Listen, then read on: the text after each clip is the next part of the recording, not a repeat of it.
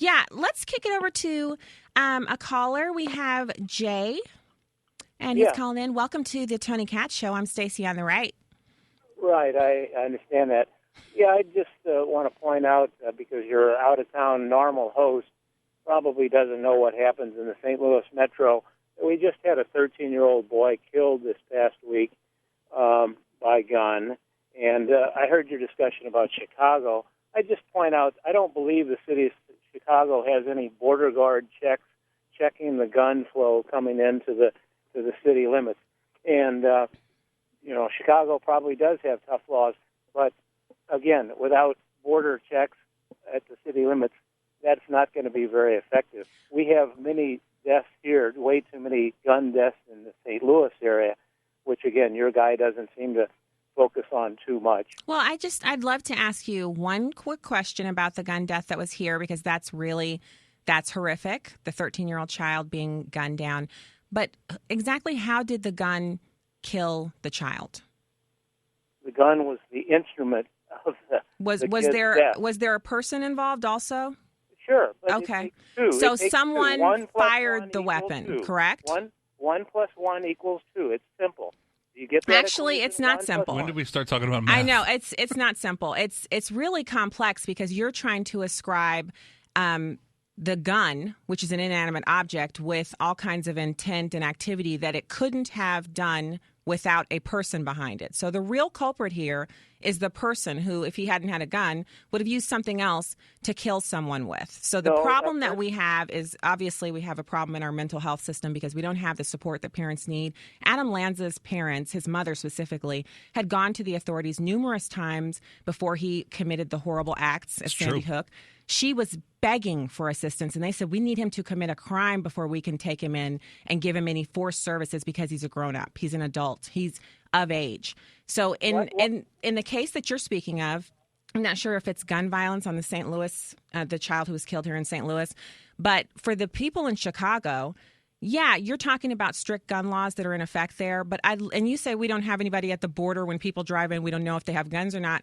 Exactly. How is it that more gun laws impact gang violence when most gang violence is committed with illegal weapons? So how do we impact that? How do we impact illegal weapons, guns obtained illegally by people who cannot legally own them because they're felons or they're underage or what have you? How do we impact that? That's a discussion we should be having. I've got a question or two for you. I need you to answer my question first. Let's be fair. We did the math. 1 + 1 = 2. Now let's be fair. You answer my question. Well, let me answer one thing real quick first. No, I think we should stick with the flow. I'm going to answer your question. Okay, awesome. Let's do it. I mean, you're a word of a second. First of all, guns have the capacity to reach out and touch you. And we had a 31-year-old who was killed in Washington County, Missouri, not long ago. Wasn't killed by a kitchen knife. Did you cut me off? No, you're still there. I'm listening. I'm waiting for how we're going to impact illegally owned weapons. He's unaware of the knife deaths in this past year as well, I guess. I'd love to know if he's aware of the deaths by hands and feet. 15,000 people. That's silly stuff. That's silly. They don't. It's silly. I think it's silly that you would say it's silly. If someone's been killed by being stomped to death or beaten to death with a fist, can you tell their family member that their death was silly? Or knifed. It's a rare occurrence. 15,000 a year? It's not rare. 15,000? The capacity to reach out gun is multiple more rare. people. It's more rare for the gun. A law enforcement officer can stop most of those things, but if they're ambushed by a gunman, it's much. I think there's a couple things going on here, Jay. Number one, a little bit too much Law and Order C&I. You got to stop, or CSI, Law and Order CI. I was military police. I was military, too. My dad's a military police officer. My granddad is an Army veteran. My great-granddad's an Army veteran. My husband is an Air Force veteran. My friend Virginia Cruda, who just had the newest Cruda baby, is a 10-year Army vet. I'm ensconced in veteran.